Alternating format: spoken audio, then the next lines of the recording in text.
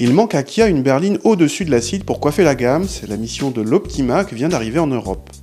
Il s'agit donc d'une berline de 4,85 m de long sur le même segment qu'une Peugeot 508 ou qu'une Opel Insignia. Cette Optima a une cousine, la Hyundai i40, disponible en berline et en break contrairement à l'Optima qui n'existe qu'en berline. Au moment de monter à bord, le siège conducteur se remet dans la dernière position qu'il occupait avant de couper le contact. Voilà qui plante le décor, celui d'une voiture aux prétentions luxueuses au moins par son équipement. En témoigne un siège conducteur ventilé, rare à ce niveau de gamme. La qualité de présentation est sérieuse, mais on espérait un peu mieux pour un haut de gamme. L'Optima ne laisse pas beaucoup de choix pour l'instant en motorisation. Il n'y a qu'un diesel 1,7 litre associé à une boîte mécanique ou automatique.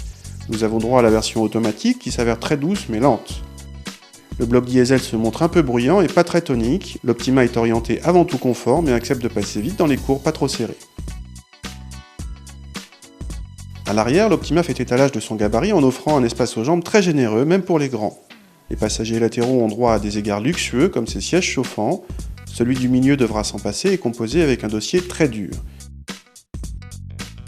A noter également les deux toits vitrés qui profitent avant tout aux passagers arrière.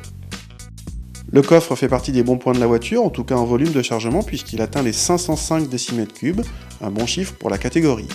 La banquette se rabat en 2 tiers 1 tiers, mais d'une part le plancher obtenu n'est pas plat, d'autre part les renforts de structure obturent l'ouverture vers l'avant. Enfin la finition n'est pas très soignée dans le coffre, dommage. Victime de son succès aux États-Unis où elle se vend comme des petits pains, l'Optima est fortement contingentée en France, qui a France n'a droit qu'à 600 exemplaires pour cette année.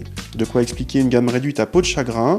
À l'automne arrivera une version hybride essence, en attendant l'Optima est la seule famille à garantie 7 ans, comme toutes les Kia.